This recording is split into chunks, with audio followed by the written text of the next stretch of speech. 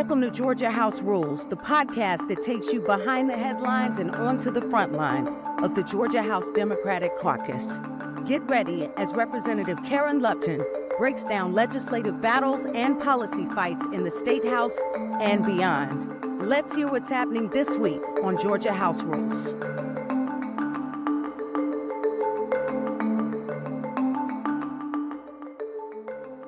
Hello, and welcome to the second episode of Georgia House Rules. I am your host, Representative Karen Lupton from the Georgia Democratic House Caucus. Now, I have with me a fellow member of the Georgia Democratic House Caucus, Representative Tran. Hello, Long. Thanks for chatting with me today.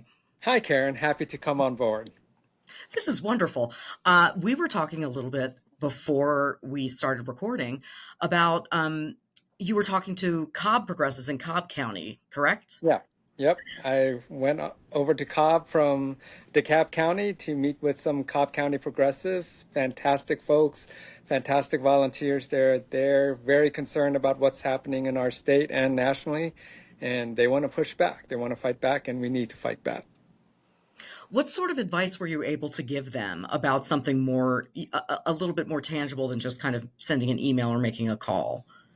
So on some things like, say, immigration, we just don't have the manpower as an immigrant community and all the nonprofit orgs to reach out to apartment complexes and find out what their plan is in case someone does get deported and their grandma's left at home or their kids are left at home. What does the apartment complex do in that scenario?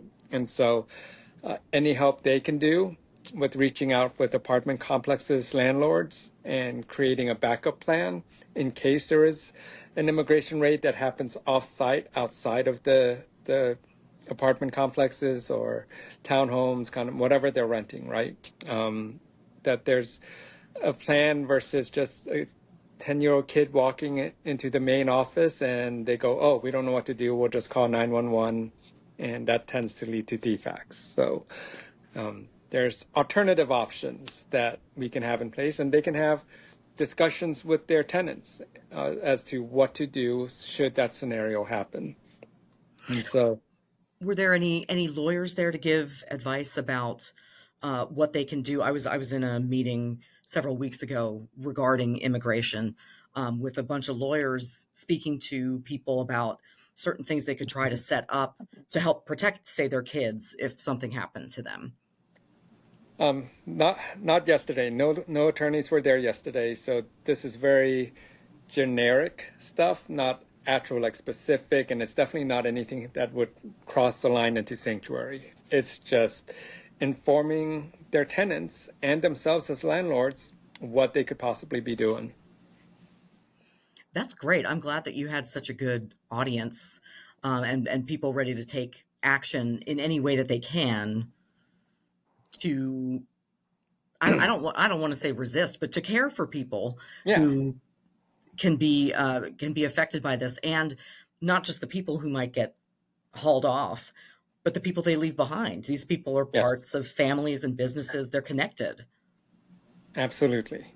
And so resistance isn't just simply waving signs and yelling and screaming. It is protecting some of the most vulnerable in our community, and those are children and the elderly.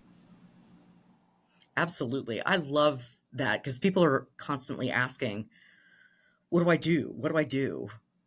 I'm sure you were there on, for those of you who may not know, the Georgia State Legislature, the Georgia General Assembly, just had Crossover Day, which is a massive day of legislating in the State House and Senate.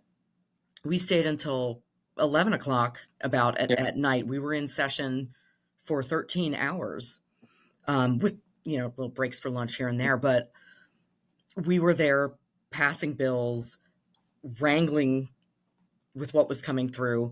And in the middle of all of that, a large group of Democrats came down to the Capitol, and there was a very large, that was a lot of people, a big press conference.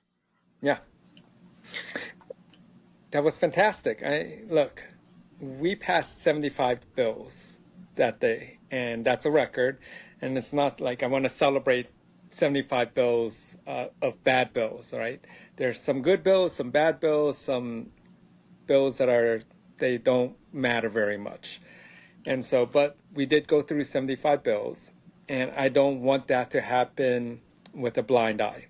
So all these Democrats and even independents, there were plenty of folks who are not party affiliated. They just care, and they wanted to come down and watch what we're doing and support the reps members that they support. And I felt that, having that huge press conference talking about what could be possible with the legislation that we want to put forward as Democrats, like Medicaid expansion, is very important. Amen. It's hard sometimes to overcome the headlines. A lot of people sometimes ask, like, well, what are you doing? The Democrats aren't doing anything. What are you doing? And it's hard for me to try. I don't know if this has been difficult for you or if you found that out and about talking to constituents. It's like we have put forth bills to fully expand Medicaid, like over and over and over again. They just go to this very quiet graveyard to die. And we can hold press conferences about them and we can talk about them, but we do not have the leverage to force the hand of the Republican-controlled legislature to take up the bills that we support. Look, we need Medicaid expansion. I'd like to see some kind of Medicaid expansion that happens similar to what happened in Ohio, which was actually under a Republican governor. But we're nowhere close to that. But we should take a little bit of self-congratulatory. I don't think Governor Kemp would have done what he did, which isn't that great, but I don't think he would have even taken that step if there wasn't pressure from us and the public.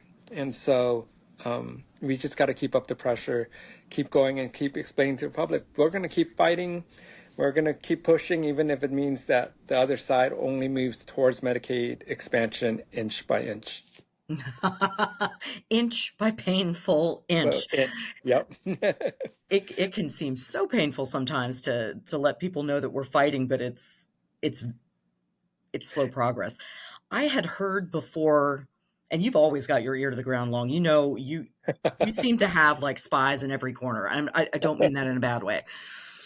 You've always got your ear to the ground, and I had thought maybe between last session and this that there was some sort of compromise coming from the Republicans, that they, by and large, were getting pressure that like full Medicaid expansion, not just the governor's pathways to coverage, full Medicaid expansion needs to happen. And then that sort of got swallowed up in the big tort reform conversation.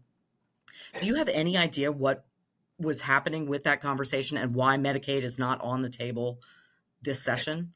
It's real simple. President Trump won. And that, they took it as some kind of mandate that's given to them. They believe when Trump says that he won by a huge margin, he didn't. He won by the smallest margin in recent history, if ever. And, had we flipped a few seats and the president lost, then you would be seeing very different conversations right now, right? They would not want to be put in a position where we're able to use Medicaid expansion to continue to flip seats and win elections, right? But that didn't happen. Trump won. We didn't flip any seats. We did gain a couple seats, but we didn't. If anything, we lost a seat that we probably shouldn't have lost. Yeah. And so, there's like, I guess we don't need to talk about Medicaid expansion since we've got a new mandate now. Yeah, forget you. Forget you, Democrats. You have not brought the heat. So therefore, you're out. Yeah. So. Yeah. And instead we get tort reform, which we get tort reform. Which to me is still, it's a very odd political stance to harp on when you have such a mandate, or as they feel a mandate. And by that, I mean, if Republicans are like, hey, great, let the dogs out, we can do whatever we want. They're like, let's give big business super duper breaks. Like, that's the first thing they go to. I don't think I hope that we can work that messaging, especially with what's happened in Florida with the just flat out lies from the insurance company that happened in Florida saying, hey, it's the same script that's here in Georgia. Insurance companies are coming and saying, we can't possibly make money here in Georgia, and we're going to leave the state if you don't change things. And what Florida is showing us right now is that those were all crocodile tears from the insurance industry.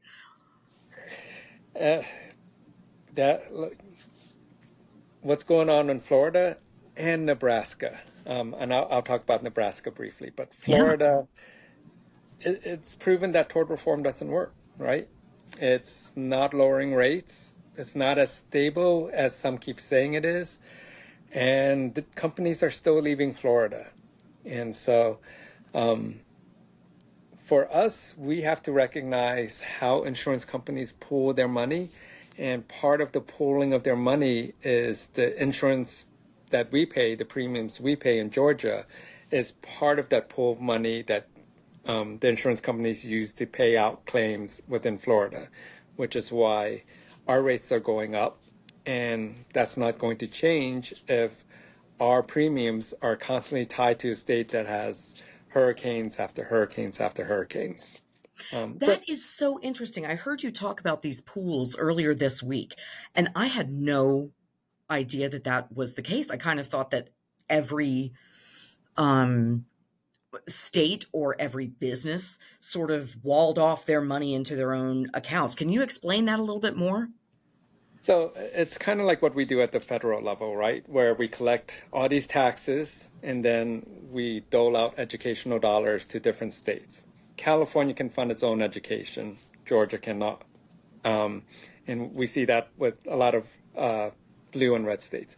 So it's the same with the insurance companies.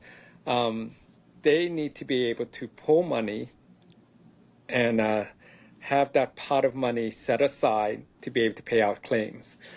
And some states just can't create that pot of money large enough.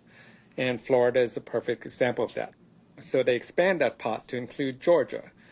And as they pay out claims, they use some of our dollars to pay out those claims. But that pool of money, they also siphon it off, as we're going to find out from the research or the investigation that's been done in Florida, to subsidiaries that invest that money, right? Yes. And so they don't want to take that money out of those investments because they're making money off of it to pay out premiums.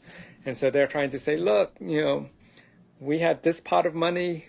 They don't necessarily tell you that they've siphoned off 10, 20, 30, however many percent right. off into investments, leaving, just 50, 60% of what they took in to pay out these claims. And they're like, we're running out of money because of these claims, which isn't necessarily true.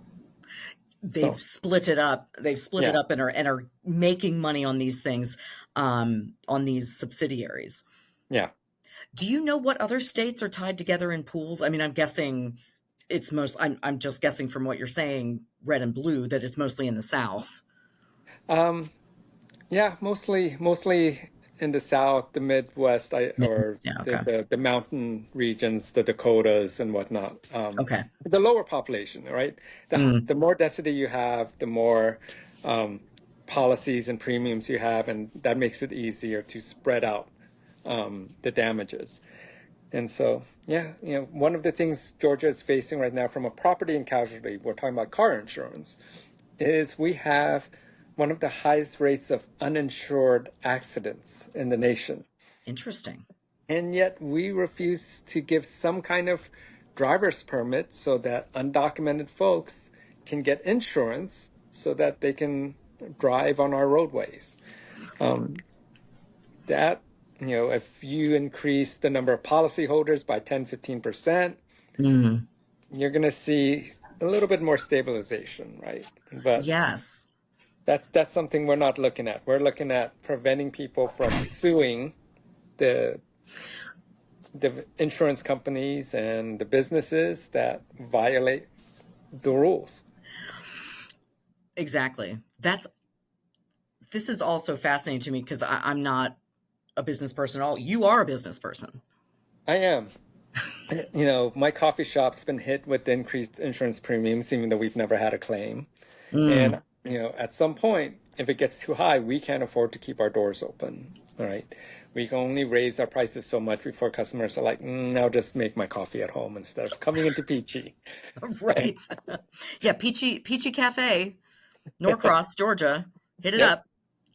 But yeah, so I pay very close attention to those numbers. And when they say we're going to reduce premiums, I'm going to look into, can you actually reduce premiums? And, we haven't seen those reduction in premiums in Texas or Florida. And they've been caught out on it so much. Now they say we'll stabilize premiums so that they don't increase, instead of saying we're going to reduce premiums. But that's not proven true either. Nor Mm. has it been proven true for insurance companies not to leave, right? Okay. They They're see the leaving writing on anyway. the wall, and they're just like, we've made our money. We're just not going to cover you guys anymore, We're- right? You guys don't have to pay a premium to us anymore. We're just going to leave the state because we see the writing on the wall. There's going to be more hurricanes, more storms, and we're just going to leave so that we don't have to pay out. We've made all this money for the last 30 years. Right. We've been Goodbye. collecting it. Thanks. Yeah. Yes. Thanks for paying your homeowner's insurance for 30 years. Your mortgage is paid off, and we're not going to cover you now. Yeah. God forbid that tree fall on your house. Later days, we're out. It's brutal. It's brutal. It's very What brutal. what my husband, we've got two other drivers we've got four drivers now. My son, who is 18, and my daughter, who is 20, drive. And my daughter has, a little beat up Hyundai. I mean, it runs, it's Yeah. fine. And we had the insurance on it. And my husband was, we didn't get anything fancy. I mean, insurance, especially for young folks, can get pretty expensive. Yeah. And her car was stolen off of her college campus. And my husband said, call the insurance, see what they'll give us, for theft recovery. $0. $0 is what we got. And I had to call my husband back at work and say, honey, they're not giving us any money. He was like, ah. So we were, even though he thought that we had some sort of minimum shelf that we could expect, geez, the money to get it out of the impound, because the car was found and taken in by, but it was on the side of the road. The Cobb County Police actually pulled it off the side of the road. We had to pay to get it out of their impound. And then the thing it was busted. We had to pay all over for the car again in order to fix it, to get it running. Cause it was like, well, we can scrap the car and still pay on the car that we no longer have, or we can pay to fix the car. And at least we're paying for the car that we have. Yeah. It was money either way. But yeah, that insurance it's always Yep. when you need it, when you find out that it's gone. And And yet, go ahead. no, these insurance companies fight tooth and nail to minimize their payout. And I get that. It's business, right? They shouldn't be so upset. And we as elected officials shouldn't be upset when our constituents are fighting tooth and nail to get paid from a policy that they paid into, right? Yes, I agree. But instead we're putting the blame on them for wanting to be made whole, but we don't criticize the insurance companies for not wanting to spend too much money. And I Right. get it. It's a business. Of course you're going to do that. Otherwise, you're going to be out of business. Right. But we shouldn't be blaming our constituents for having the exact same mentality. I always would joke with my husband's in computers, and I said, man, if you ever want to leave computers, insurance is where you need to go. If you want to leave computers and keep the family from going homeless, insurance is where you need to go, because I have never met an insurance person who's hurting for money. And I mean, that's a very broad statement right there. Asterisk, not the statement of the Georgia House Democratic Caucus. That is Karen Lupton's statement, but neither is it Long Tran's statement. But I'm trying to give you clearance here. It's just, it's very, the level of profit in kind of many different areas of our lives now. We've, in my thoughts, I think we're kind of returning to this kind of Gilded Age where there's people who have a whole lot of money, nearly Let's not go back monopolizing. to those days. No, right. I know the other folks want to get us back. Let's not the move backwards. the two guys in the White House. They want to get us back there. I would prefer not to go back to the Gilded Age. Let's prefer, yes, because we know what happened after the Gilded Age, which was the massive crash and the Great Depression. Yep. Which we are definitely. Let's not. So let's talk about Nebraska. Oh, yes, you said you'd talk about it. Yes, let's talk about Nebraska. Nebraska's could end up bankrupt, right? Are you kidding me? No, a very red state, very Republican state. Where 2 years ago, just like us, they're like, we're cutting tax rates. They cut their income tax rate down below 4% to 3.99. Whoa. So, but now, guess what is happening? So almost 50% of their labor force in that state are undocumented immigrants. That's a lot. And majority of them have either been deported or they are run scared into Colorado or California where they feel safer. So farm ag, just like Georgia, is the biggest industry in the state. And they do not have the farm hands to work the farms, and that means there's no revenue, right? Yeah. You add to that the federal government cutting spending, right? Cutting the farm subsidies to the farmers in that state, and a demand for a return to get back into the office.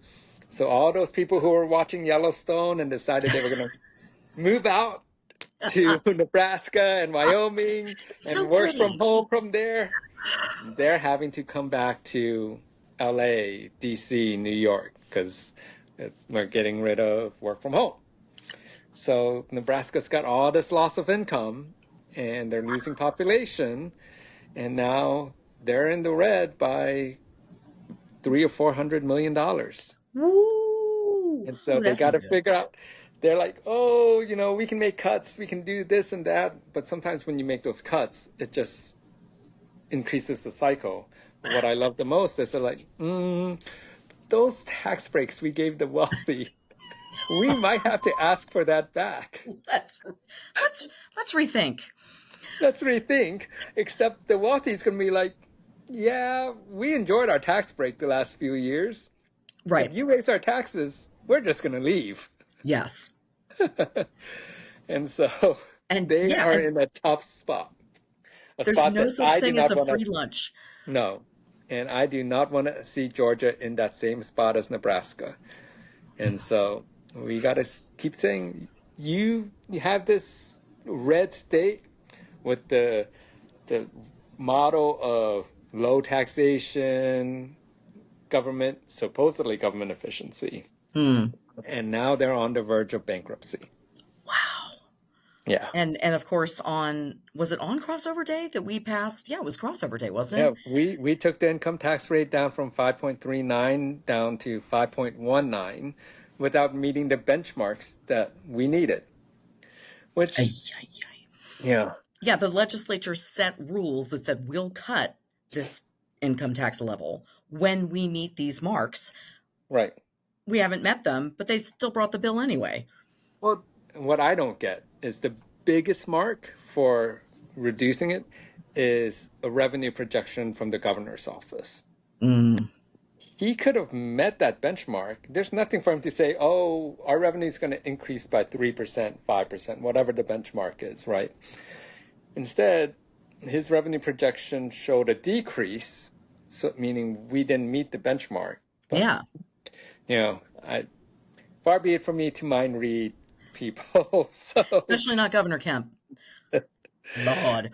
Yeah, and that's his MO, is setting our revenue estimate. Hey, we're gonna make a ballpark guess, our best guess estimate at what money the state is going to bring on in a fiscal year.